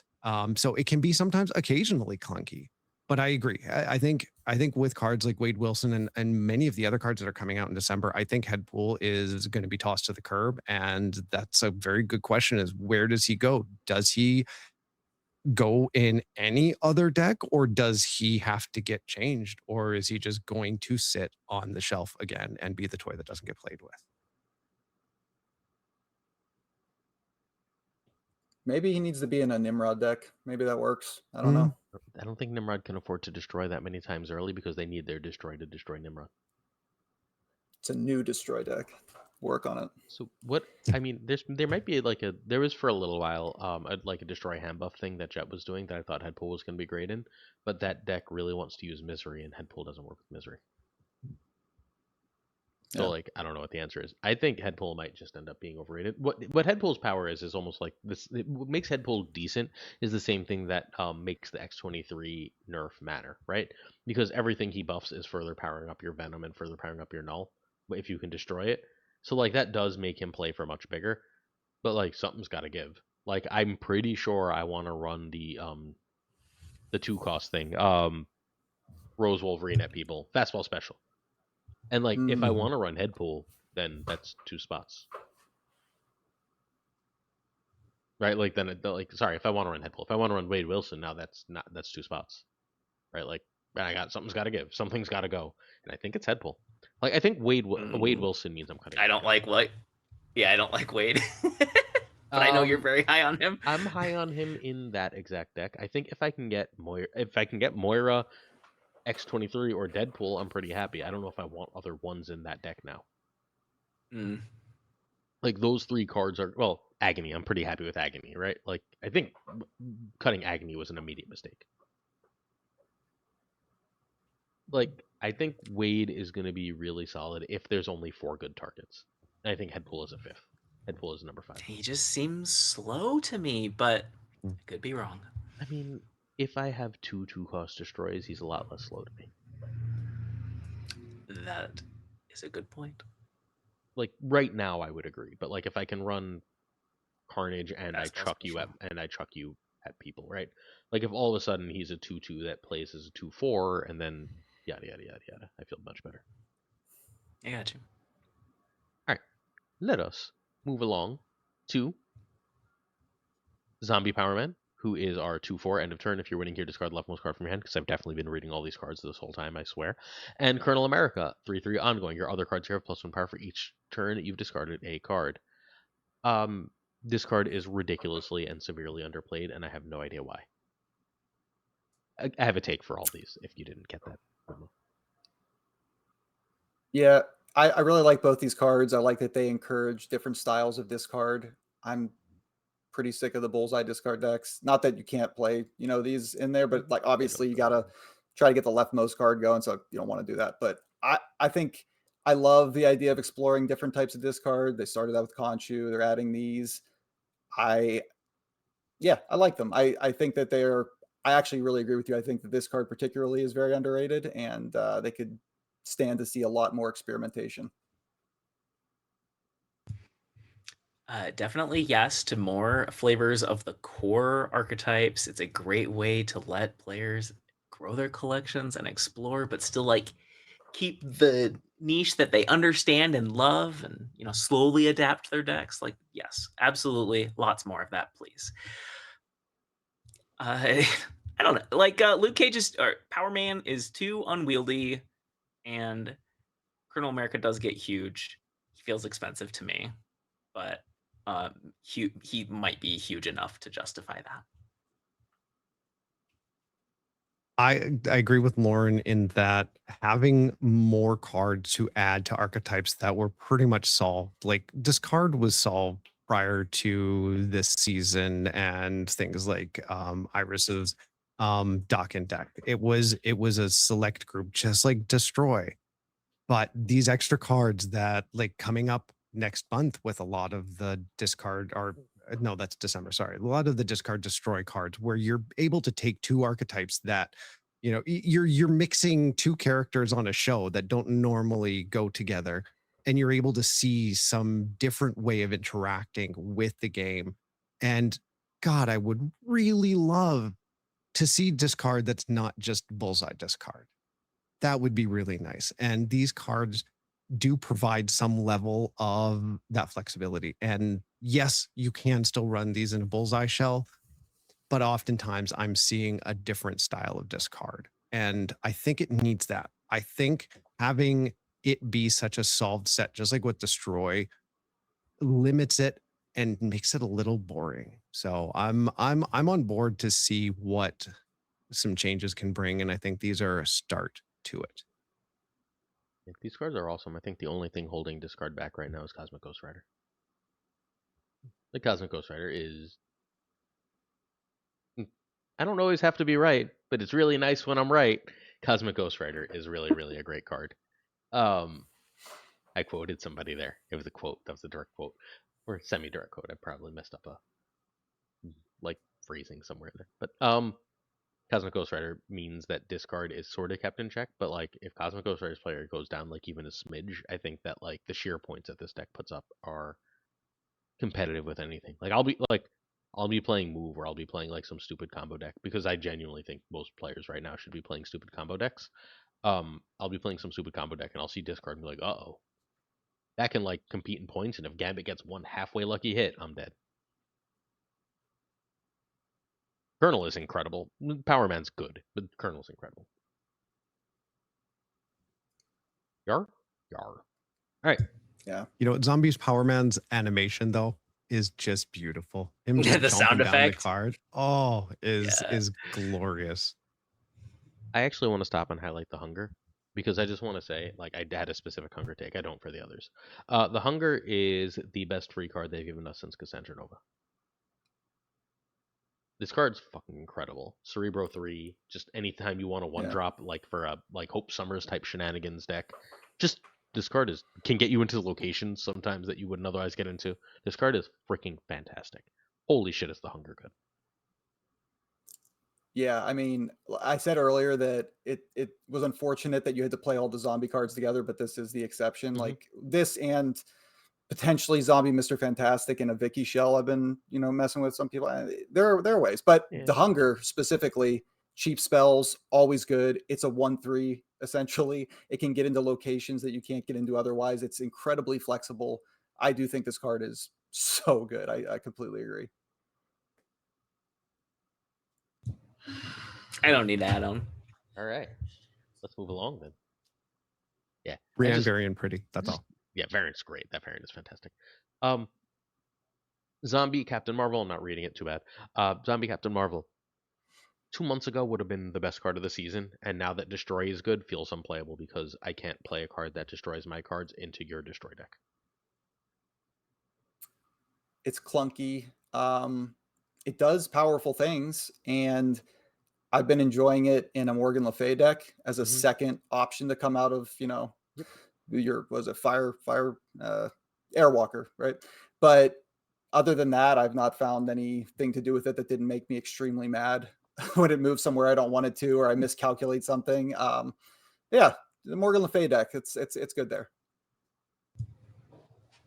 If we're taking time to talk about cosmetics, I think it's so wrong that she uses the exact same voice line as Mhm.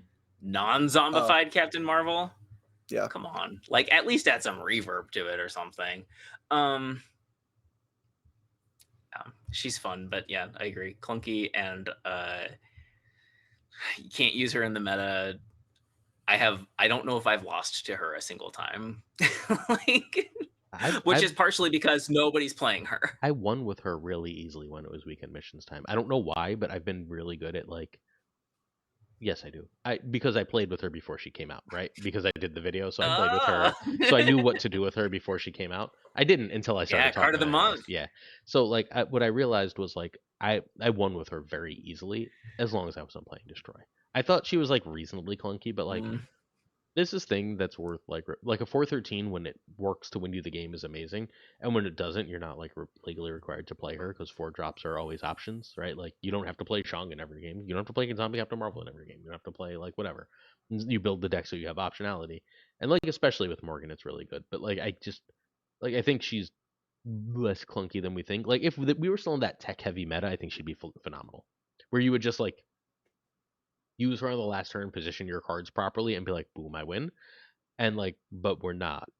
And like, God, when you make their death cheaper and their null bigger, there's like nothing that feels worse. Like I think I went like I went 4 and like 6, and like 5 of my 6 losses were just like, oh look, it's a destroy deck, gotta run. Oh look, it's a destroy deck, gotta run. Like there's just no winning that matchup with Zombie Captain Marvel, which sucked. Like destroy didn't matter for 2 years. And now like they release a new card and it's like, well, guess what? She's also atrocious in Destroy. Yeah. The +3 power and making sure that you have to be losing a lane when you're playing Destroy it just doesn't feel necessary. There's other things that I would rather do and feel stronger doing. I think she's a good card, but trying to figure out the when to play her when you may want to do something completely different makes it a little challenging. But the biggest issue is that voice line. She's unplayable. Like it bothers me every single time, and I get mad every single time. I'm like, you go through all of this work to do these cool animations. You couldn't even just put it through a voice processor and just be like, here, you get this, but gravelier, like anything, but whatever. Yeah. I'll say one underrated thing is you don't have to activate it. You can play the head game of like New York. Are you going to move to New York or not? You can just leave that lane there because they think that lane is a free win. So sometimes you can win that way. Yeah. Yeah. She's again better than she looks. Also, OBS hiccuped and we'll be back shortly, hopefully. But we're still recording fine. So, oh yeah, OBS should be back. All right, let us go along with the next thing. Oh yeah, I guess we got to do this. This is not a take; it's a question. Oh yeah, I guess we got to do this. Oh no, now I'm unmuted and I have to hear myself talk. This is not a take; it's a question. Oh, sorry. Now I'm muted again and I don't have to hear myself talk, and I feel much better about my life. Okay, so Zombie Galacti, I keep reading takes that it's good that this is bad, and I have an answer to that, but I'm curious what yours is. People keep being like, actually, it's good that they released a bad 7-4. Ryan? Well, I mean, if it's really good, it is incredibly oppressive. I mean, if you're getting, I had somebody play a 724 on me of this, and you know, you can't win that game. So yeah, I mean, that part of it's true, I think. Maybe there's a midpoint. It doesn't have to be as putrid as it kind of is most of the time. I mean, they costed it at 7, so they just built in a barrier to play the card, which I think is fine, but you have to make the card worth the payoff at the end and consistent enough to at least work sometimes. I hate this card. There are very few cards I can say that about. I don't know if there is a single other card I can say this about. Ahead of release, like before the season even started, I said this card's going to be bad, and that's a good thing. But now I agree more with the question on the board on the screen. That is, why is it even a card? I'm a total Johnny. If you're into the Magic psychographic profiles, like I am 99%. I want to use the game for self-expression. I want to do creative shit. I want to do fun combos. This looked on the surface like a Lauren card. And I had people telling me that. I had people saying this is the most Lauren card I've ever seen. And I'm like, oh yeah, there's definitely going to be a Galacti clip. I've been trying to do cute things with it. You can't. There are no cute things to do with this. It's Wong Shuri, make the biggest one you can. I've done that with 100 other cards. So it's like, I just don't think this card is interesting at all. Despite how wacky its stats and text box are. Yeah. I'm not a fan. Yeah, you can make a card not great, but why make a card that makes you go again? That last question. Why is this a card? Why? Well, why? Like, I just don't get it. This one makes 0 sense. I just don't get, like, I don't get it. I don't know why. I don't know what their decision was to do this, and I'm mad. I'm just mad. I think I can explain their decision, and it's going to be really annoying. They're going to make Please. this like a 7/6, and it's going to be fucking broken. So, like, the why is this a card, I think, is really, really, really, really key here, because no one wants this to be good. It's very bad for us all if this is good, right? But it's also useless if it's completely unplayable because it's not fun. So, like, there has to be a balancing point there. I don't think it's good that this is bad. I think it's bad that this was printed, and if you printed it, you should probably figure out a way to balance it so that's at least decent.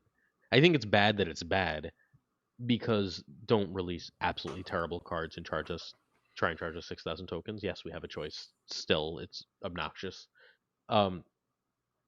Either figure out a way to make it decent and fun, or don't bother. Because, like, they're gonna buff this into broken. I would almost bet. I really hope not. It's not hard. You make it a 7/6 or you make it a 6/4, and either way, it's broken. Yeah, 7/6. It's automatically a 12 with Shuri, and that your whole board is Hulks. Yeah, I don't know. I was really excited about the Khonshu potential for this card, because that would have at least been a fun mini game, but feels like that didn't quite land in the spot they wanted it to. It's just, you need to discard 3 big things. Yeah. And you need to have drawn them in time. And not other things. Yeah. Like, you need to keep other things out of your discard pile. Yeah. I think you nailed it with not fun. The problem with this card is it's boring. I'm fine with bad cards. There are bad cards that are fun to play. There are bad cards that I find very rewarding to, like, oh, here's the one niche cool thing you can do with this. Look at me do something fun with this card that sucks. But this card is not fun. It's poopy. Enjoy your weekend missions, everyone. Yeah, this is the weekend where I'm just like, I hate it here. I have a semi-decent deck. It'll be in tomorrow's video. I have a semi-decent deck. It's not, like, good. It's not interesting, but it's decent. It'll, like, you can win the games and not have to, like, hate life for too long. It's like Wiccan and Serra and Magic and some buff cards and Shuri and Wong and, like, I don't remember who made it. I wish I did off the top of my head, but, like, yeah, it'll do the thing that you want it to do. It'll win you some quick games, and then you can forget this card exists. All right, our variant of the week is Onslaught. I'm going to go first because I got to go wake up my wife, because the person who's going to move us is here about 45 minutes early and would like to come inside, but my wife is asleep, so I got to go wake her up. So I'm going to speak and then be right back. But almost everyone picked the Maria Wolf, but one person picked the Jacinto. Since 2 people talked about the Maria Wolf, I don't want to. I do want to say the Jacinto is my second favorite, and my favorite thing about the Jacinto, he's got a teeny tiny little head. Look at the teeny tiny little head. It's the best part of the card. All right. I'll be right back. I'm going to turn off my camera. Go ahead. Yeah, okay. I mean, the Jacinto... Sorry. Go ahead, Nick. No. I was going to say, Ryan, please go ahead. I'll take over for Glazer. The Jacinto variant was the one that I ran with for the longest time until the Maria Wolf one released, and it's just too good. I'm waiting for... I play Onslaught constantly. I play, the Mr. Fantastic combo deck. That's the only deck that I play in limited time game modes, pretty much. But this is the card, the variant that I love to see. They're gonna have to do a lot to beat this Maria Wolf one for me. Glazer assumed I was going to pick Maria Wolf. I love Maria Wolf. I buy every single one day one, and I am not like super duper into cosmetics in this game, but Maria Wolf is always a day one purchase. However, I picked the Jacinto because it has so much more action to it. The Maria Wolf is the one that I run in game, if that means anything. But the Jacinto, I think it's just like it's too zoomed in, and something about it, it's not quite there for me. And the Jacinto, Jacinto's always good too, and I love how much action there is, how dynamic it is. It spins. The energy spins in the Jacinto, so that is really cool. Yep. This was a hard one because I had the Jacinto and I was deeply in love with it, and the Maria Wolf came out, and I'm just like, there's no other option, especially when you get it really nicely upgraded. The thing is just a stunning. I like her lines, and you know what? I have a nice crackle on it, but I've got a crappy background. Guess what? Doesn't matter because you can't tell because he takes up so much of the space. But I don't know. I think my love for Maria Wolf has overshadowed that maybe the Jacinto could technically be the better one, because again, the energy in everything about the Jacinto one is great. I don't know, the ball that he's holding, his ball of energy. I don't know the character very well, so I apologize. Lauren, he is Magneto who mind wiped Professor X and became a separate evil, and it became a separate evil entity. It's their love mind baby. Yes. Oh my god! If the X-Men just let them fuck finally, wouldn't it be great? Like, I'm so bored. We've all been asking I'm for so it, yeah. bored of the subtext. Like, holy shit, it's been 40 years. Like, just fuck. Like, God. Human mutant relations are solved by one good blowjob. All right, sorry. Okay, let me just say on these variants, if it was Maria Wolf who drew the pose that's in the Jacinto, flawless. Yeah, agreed. The teeny tiny little head. It is. I'm never going to unsee that. Thank you very much for pointing that out. It never really stood out to me before, but now he's just got this little baby head. He's like, he went to the underworld in Beetlejuice, and he got a little powder sprinkled on his head. Look at the size of those shoulder pads and look at the size of his head. I think someone's overcompensating. All right, let's move right along to. Please follow Ryan. Ryan, why should people follow you? If you like decks that are weird and run Penny Parker and Howard the Duck and Toxie. Oh, I love Toxie.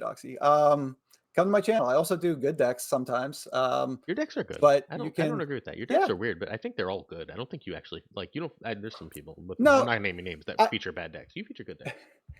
I don't put up a deck unless it at least has some success, but I get so bored with the meta decks, so I almost will never put up a meta deck. It's just boring for me, and this is not my job. This is just something I do for fun. So, yeah. Wow, if you're interested, what? No shots. Shots fired. It's not my job. I just do this for fun, Mister. I sleep 3 hours a night to make Marvel Snap content. Thanks, man. No, what I meant was, if it was my job, I would probably have to post more often and would have to put up meta decks, but I do not. So I just do it because I love it. And my big sell is to watch the Snap on This podcast, because it is by far my favorite podcast. Me too. I'm always in there in the comments trying to comment first because I love it so much. And those are my 3 favorite humans in the Marvel Snap scene. Wow. Just chilling here at number 7.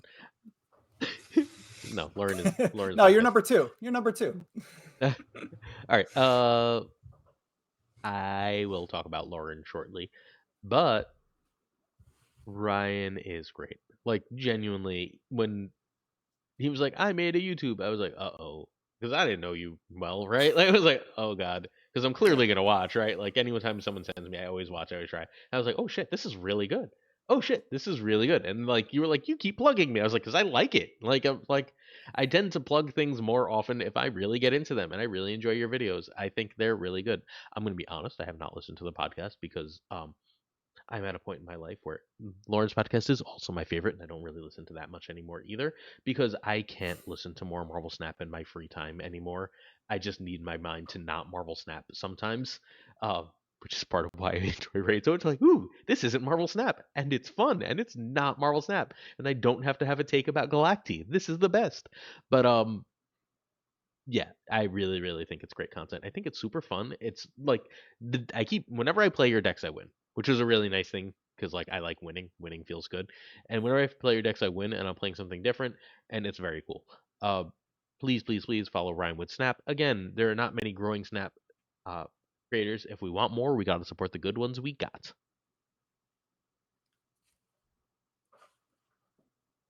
Whatevs. Is this written from your perspective or mine? Okay. I don't know. This is written the second week I started the slideshow, and I've just changed the bottom 3 parts and delete the names. So economical. I do game guides and economy analysis and card ranking and wacky clips. It's kind of a hodgepodge, but that's what you'll get if you follow me on Twitter and BlueSky. Is far and away the main place I post. I don't know why, because it's the place that doesn't give me any. I mean, YouTube also doesn't give me money. I do this because I love it. I haven't invoiced Marvel Snap Zone for years, even though they owe me hundreds of dollars. Yeah. Murder you. Oh my god. Terrence keeps telling me that he will pay me if I invoice him. He will, because he pays me. Gosh. I do have the podcast that I run with Ree and Ben Roller, who used to be really active on Twitter and on streamers, but they aren't very much anymore. So, well, they're off Twitter, and Ree doesn't stream, and Ben rarely streams, and when he does, it's usually Hades. Anyway, they're fantastic, very smart people. If you want to listen to them, I feel like I'm the vehicle for them on that podcast. I don't know if that's an accurate description, but that's what I feel like my job is.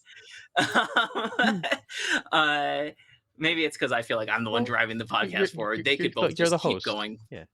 Yes. But anyway, we have a good time. And if you haven't listened to the podcast, I feel like it's kind of niche, but we do all the normal Snap stuff up front. And then in the second half, we play games and give each other homework and do silly things. The homework this week is to pick a card in the game that you love and do something inspired by that card. It's a very open-ended one. So, Lauren's going to be really mad at me at the end of this, but oh well. So last week we had Butt on the podcast, and the conversation was like, whenever Butt goes on, he gets like 1 million viewers because like he never streams and he's so notorious in the community, and like everyone knows him and loves him. And as Butt's talking, I'm like, I have another friend that this is very true of, and she never streams. I don't think she's literally ever streamed, but she's like been on stream. She's comfortable on camera.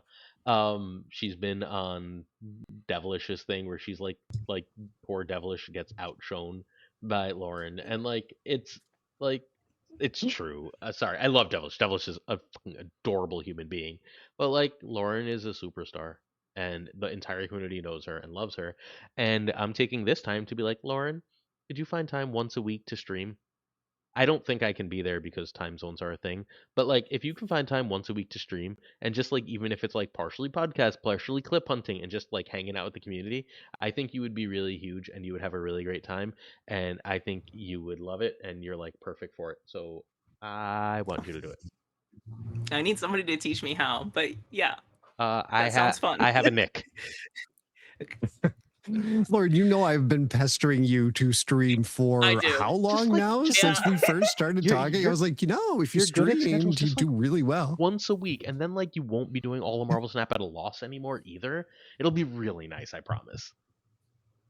Okay, that does sound tempting, right? Like you would just we justify all the hours I pour into it. Exactly. Yeah. Ignore everything else. She said okay. Okay. All right. We're going to move on from this before she changes her mind with certain support on our Patreon with our thanks. I'm going to say thank you to a whole lot of people very, very quickly, including all 3 of our guests. All right. I guess Nick is a host. Nick, you're a host. Thank you to Jonesy Snap 22. Eventually, we will have another streamathon, I promise. Abigail Lisa, Metaturban, LAB, Inc., I'm Frostman, Iron Cloak, Hot Never Prime Brian, Ryan Burke, Ryan Wood Snap. Hey, Ryan. Remnants, go for. Oh, no. Vera Group Math. I gotta get. Whenever I change the names, I freeze for a second as I get used to reading them. Vera Group Math. Go for Kev. Caretaxley, Corey, Kazushi, or Hazel, K, Black Tie, Parfus, Goat Seeker, Code, Hollow, Sin, Vadir, Capsule, Shannon, Dirty Castles, Dark Moogle, Mr. Grumble, Cable, Ginger Prime, Philip, Brakovich, Haplo, Candlelizer, The Angel, The Biz, Black Jeebus 23, Express V, Skippy G, Jessica Gamble. Oh, Express V is gone. Bye, Express V. We miss you. Jessica Gamble, Slush Death, The King of Bros, The Great Kazoo, Werewolf, Kev Cioto, Colt, Clam, Colonel Foreman, David G. Wingfield, Stephen, Mark Covington, Stage Friend, Jason B, Matt V, William, Billy Nix, Ray Sean Smith, Charles, Chucky Washington, Corbin, Chuck Q, Jimmy Q, Yes Out, Ace Age, One Big Man, Cactus Jack, Steve-O, Yo Marco, Ted Bro, Good Bro Joe, Snapchat Sisters Joe. Check out Snapchat Sisters Podcast, please. It is the other of my favorite Marvel Snap podcasts. Big B, Boom Bop, Bricks to Click, Aku, Octolaris, Green Goblin, 556, Spectrum X, Woo, Only Fox, Matt H, DJ My God, There's No Flex, Nick, The Greek Geek, Hi Nicky, Toxic Soul King, Zodra 24, who's chilling in chat. Hi Zod, King of Canada, JJ is now King Emissary, I believe. Denman, Falcon, Thor, Newman, who will be on the podcast again soon. He just messaged me about it earlier. Two Ties, the great Lauren Whatevs. Hi Lauren, the Pirate King Tucker, and of course Gunny T, where the T stands for Abadi. That's all, folks. That's what we're gonna go with today. Cool. Peace and love, everybody. We stop here. We press stop.